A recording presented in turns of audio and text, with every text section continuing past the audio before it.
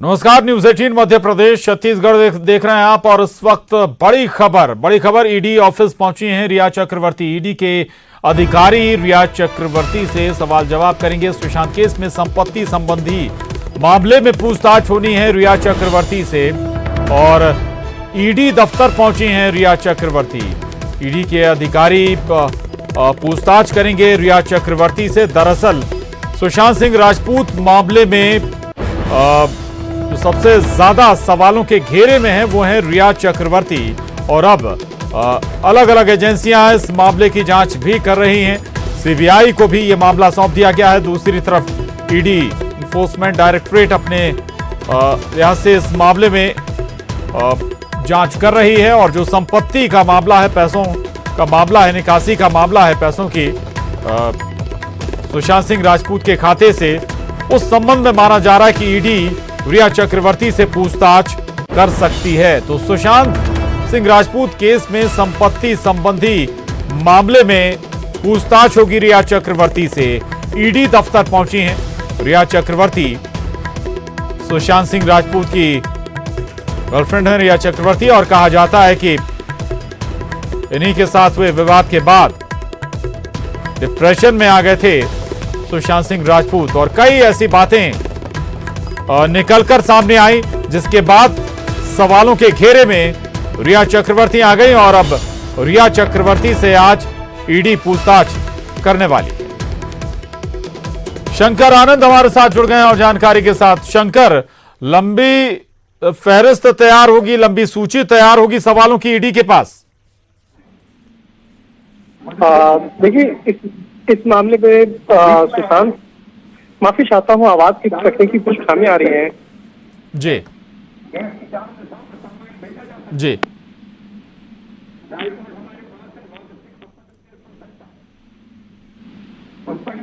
चलिए, हम दोबारा संपर्क साधने की कोशिश करेंगे शंकर से। लेकिन आपको बता दें कि कुछ आवाज साफ नहीं आ रही है शंकर की। और इस वक्त एक बार फिर आपको बता देते हैं, रिया चक्रवर्ती ईडी दफ्तर पहुंची हैं।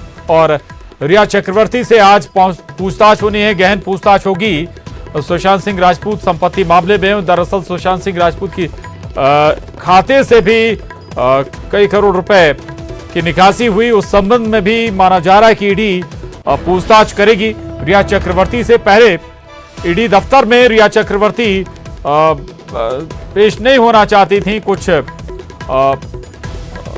कह भी रही थी, कुछ वजह भी बता रही थी। लेकिन आखिरकार ईडी ने कहा कि पेश होना ही होगा। शंकर आनंद हमारे साथ जुड़ गए हैं।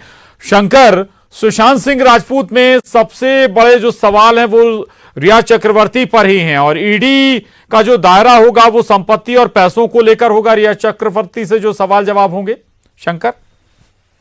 दूसरे से रिया चक्रवर्ती को आज पूछताछ के लिए नोटिस दिया था। और ये रिया के जो वकील है उन्होंने ये मामला अभी लंबित है, इसलिए रिया चक्रवर्ती पूछताछ की प्रक्रिया में हिस्सा लेने नहीं आएगी। लेकिन इस मामले में ईडी ने तुरंत इस मामले पर जवाब देते हुए कहा हमारे देश से कोई मतलब नहीं है, जो हम लोग मामले में पूछताछ कर रहे हैं और इस मामले में आपको पूछताछ के लिए आना पड़ेगा। रिया की जो याचिका थी, जो अनुरोध, उसके बाद इस मामले की गंभीरता को समझते हुए रिया चक्रवर्ती और पूछताछ की प्रक्रिया में अब थोड़ी देर में हिस्सा लेंगे। तो वहां पहुंचने के बाद जो औपचारिकताएं वो उसको पूरा किया जा रहा है जी। पूरा करने के बाद अब पूछताछ की जो प्रक्रिया होगी उसमें पहले से तैयार किया गया है, सवालों की फहरिस्त जो है वो पहले तैयार है, तो उसको फायदा पूछा जाएगा। रिया चक्रवर्ती में 6 ऐसे नामजद जी।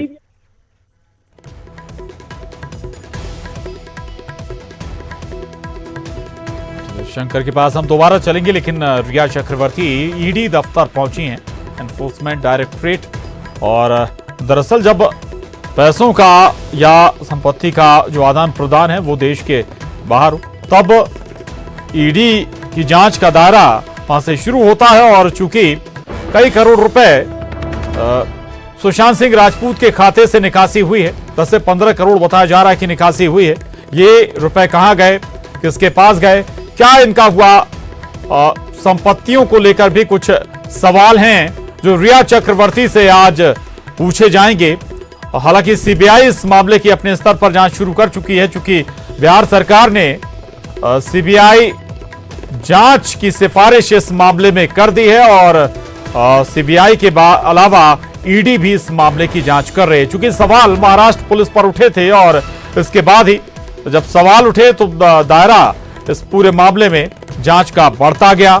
न केवल ईडी बल्कि सीबीआई मामले की जांच कर रही है। अब देखना होगा कि रिया चक्रवर्ती से क्या सवाल जवाब होते हैं, क्या बातें निकलकर सामने आती हैं। चूंकि लंबी फहरिस्त पहले से तैयार होगी ईडी के पास, जो सवाल रिया चक्रवर्ती पर दागे जाएंगे, क्या जवाब उनका मिलता है, कितना सहयोग रिया चक्रवर्ती इस जांच में, ईडी की इस जांच में करती हैं, ये महत्वपूर्ण होगा, देखने वाला होगा। हालांकि रिया चक्रवर्ती ईडी के सामने पेश नहीं होना चाहती थी, उसके पीछे उन्होंने कई बहाने भी बनाए थे, लेकिन ईडी ने साफ कर दिया था कि आपको पेश होना ही होगा, जांच में शामिल होना ही होगा।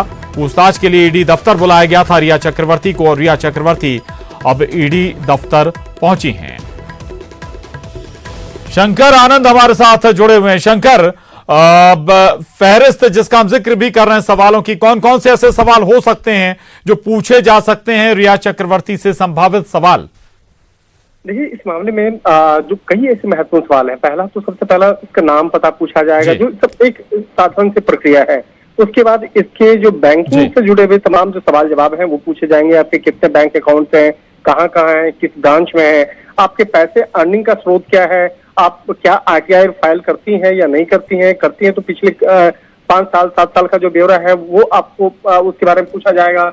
और इसके साथ साथ इस मामले पर जो सवाल जवाब होंगे वो पूछा जाएगा कि सुशांत के साथ उसके किस तरह से रिश्ते रहे हैं, पहले किस तरह के संबंध रहे, जिस वक्त में लास्ट के 2 महीने का जो एक संबंध है वो किस तरह का रहा, और किस तरह की परेशानियां थी सुशांत को। तो उन तमाम मामलों में पहले उसका जो बयान है, जो रिया का बयान है, उसको बाकायदा कलमबद्ध किया जाएगा। यानी कि जो भी जवाब दिया जाएगा उससे वो स्टेटमेंट नोट करवाया जाएगा और लिखित तौर पे इस मामले पर जवाब दिया जाएगा। उसके बाद जो जवाब होगा उस जवाब के आधार पर फिर बाद में पूछताछ के लिए फिर से बुलाया जाएगा।